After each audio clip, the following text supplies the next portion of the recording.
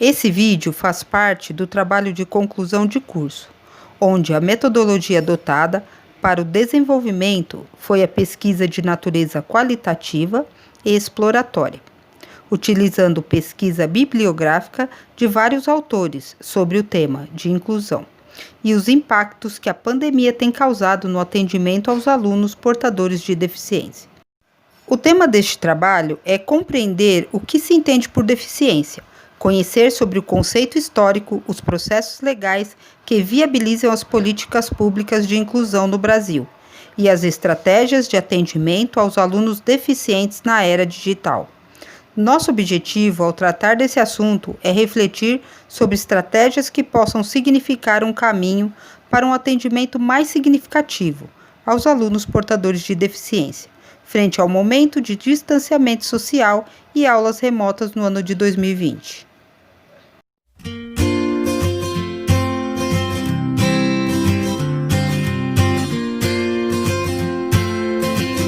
Vamos falar sobre os conceitos de deficiência. Em 1976, durante a 9ª Assembleia da OMS, originou-se a Classificação Internacional de Deficiências, Incapacidades e Desvantagens, que foi publicado 13 anos mais tarde. Essa classificação nos aponta a deficiência como a perda ou anormalidade de estrutura ou função anatômica, psicológica ou fisiológica, podendo ela ser temporária ou permanente. Aponta também a incapacidade, que está relacionada à falta de habilidade na realização de atividades consideradas normais. E também a desvantagem, onde algo relacionado com a deficiência acaba por impor limites ou inferiorizar o indivíduo. Em 2008, essa conceituação foi modificada pela OMS, através do documento CIDDM-2, que é a Classificação Internacional das Deficiências, Atividades e Participação, um manual da dimensão das incapacidades e da saúde. Nele encontramos agora uma ênfase para a deficiência mental, onde a incapacidade está relacionada agora à limitação na realização de atividades consideradas complexas. E temos também o conceito da participação, que está relacionando o deficiente com as suas limitações e o contexto socioambiental. Em 2001 foi aprovado o CIF, que é a Classificação Internacional da Funcionalidade, onde observa-se uma preocupação com a inclusão e a reabilitação dos indivíduos com deficiência, visando diminuir os aspectos restritivos para o seu desenvolvimento no ambiente em que ele está inserido. Segundo o censo de 2010, o Brasil possui aproximadamente 46 milhões de pessoas que se declararam como portadores de algum tipo de deficiência. Dentro dessas deficiências, encontramos a deficiência intelectual.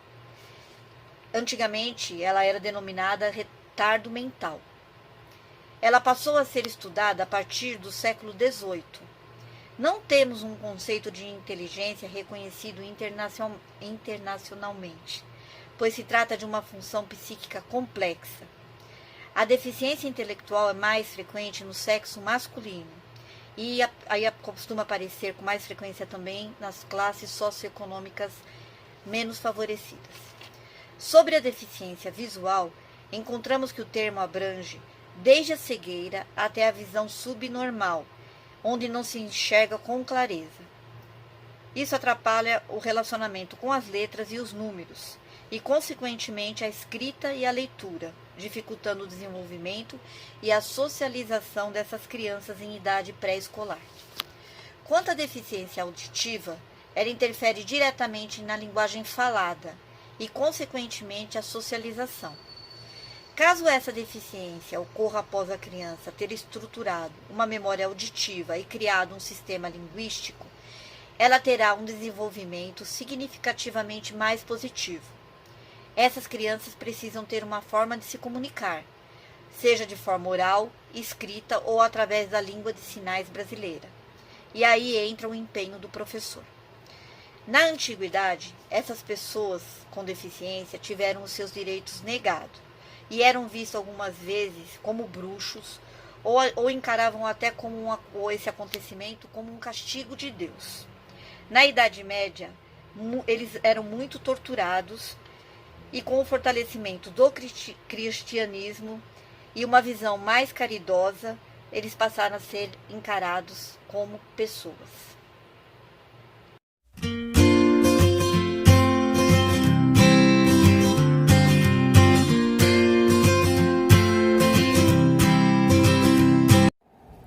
Olá, meu nome é Ana Paula e eu vou falar sobre o apoio legal ao processo de inclusão no Brasil. Considera-se marco histórico da educação especial no Brasil o final do século XIX, com a criação da fundação do Imperial Instituto dos Meninos Cegos, atual Instituto Benjamin Constant, e em 1857 a fundação do Imperial Instituto dos Surdos Mudos, atual Instituto Nacional de Educação de Surdos. Porém, a criação dessas instituições especializadas, elas não passaram de poucas iniciativas neste período onde prevaleceu a indiferença do poder público não só com a educação especial, mas com a educação de um modo geral. O direito ao acesso à educação para os portadores de deficiência, ele vem sendo conquistado muito lentamente. Com a Declaração Universal dos Direitos Humanos em 1948, uma série de metas foram traçadas em conferências internacionais para garantir os direitos dos cidadãos. O marco fundamental da cronologia da educação especial no Brasil é a Constituição Federal de 1988, que define a educação como um direito de todos e estabelece a igualdade de condições para acesso e permanência na escola. No decorrer de anos, foram sendo criadas leis, diretrizes e programas para garantir a inclusão dos alunos público-alvo da educação especial, passando por avanços e retrocessos, e a atual política nacional de educação especial, equitativa, inclusive e com aprendizado ao longo da vida, instituída pelo Decreto 10.502, de 30 de nove de 2020, vem sendo considerada por especialistas como um retrocesso no processo de inclusão, porque, segundo eles, na prática, ela modifica a anterior política de educação especial na perspectiva da educação inclusiva, vigente desde 2008.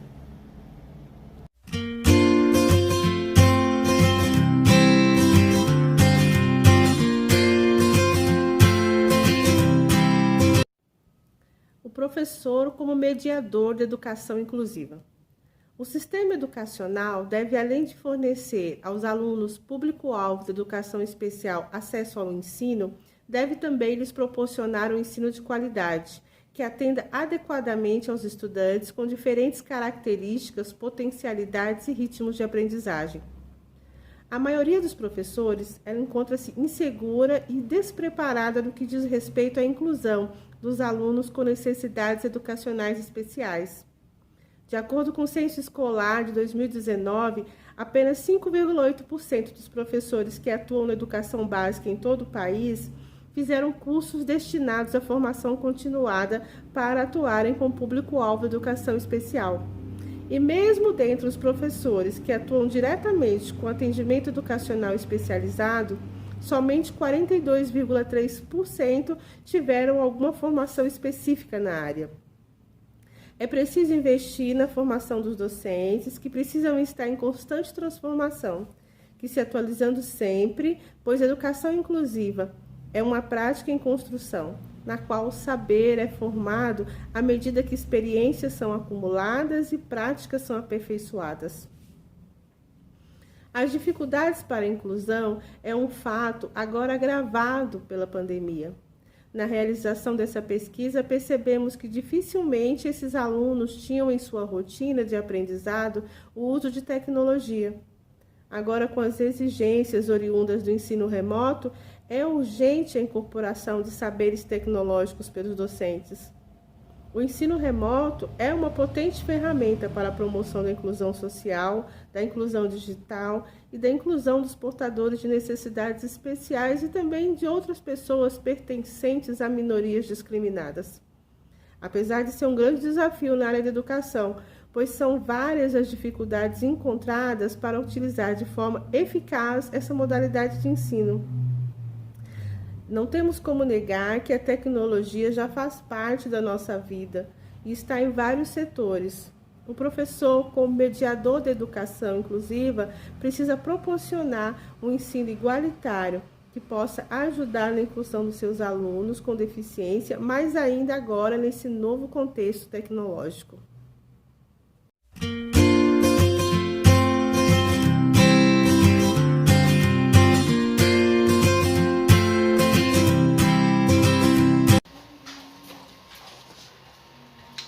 A revolução tecnológica é um fenômeno que mudou em muitos aspectos as relações estabelecidas em nossa sociedade contemporânea. Com o uso da tecnologia e da internet, muitas informações são armazenadas e compartilhadas em espaços de inteligência coletiva. Esses novos saberes são desenvolvidos tais como vinculados aos aplicativos, sites, programas, jogos, entre outros. Como novo meio de comunicação, o ciberespaço gerou nova forma de interação social, a qual é conhecida como a cybercultura. A educação contemporânea e as transformações sociais que têm sido impulsionadas, muitas vezes não acompanha, a escola não consegue acompanhar nesse progresso, essa nova cultura da cybercultura. Então, mas nós sabemos que é muito importante que os professores possam utilizar esses meios tecnológicos hoje em dia na escola, que eles precisam acompanhar, né, esses saberes tecnológicos para uma utilidade maior para os seus alunos, principalmente se tratando de alunos com deficiência. É importante salientar que atualmente existem políticas públicas que incentivam e ajudam para que os alunos com deficiência possam ser atendidos dentro das escolas.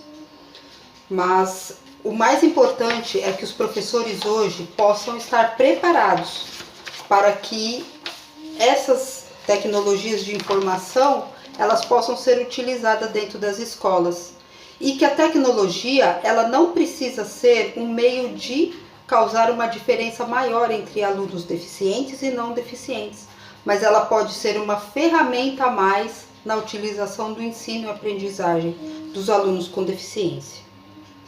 Então, hoje em dia nós estamos passando por uma crise pandêmica. O Covid-19, ele se espalhou em todo o mundo. E os países da América Latina hoje se consolidam o maior foco da pandemia hoje no mundo. O maior número de infectados está aqui na América Latina. Então as aulas elas foram canceladas, elas foram por um tempo, se transformaram no ensino remoto por causa do distanciamento social. Então, ao tratar desse assunto, nós pensamos em estratégias que possam ser utilizadas hoje em dia, para que esses alunos com deficiência possam também ser inseridos no contexto educacional, que possam receber um bom atendimento e que não sejam prejudicados por conta do uso das tecnologias, mas que as tecnologias possam representar principalmente um aliado a mais para que esses alunos possam receber novos conhecimentos e poder fazer o acompanhamento das aulas. E hoje nós temos visto no Brasil que existem muitas políticas públicas, que têm incentivado os alunos, que têm tratado dessa questão da inclusão.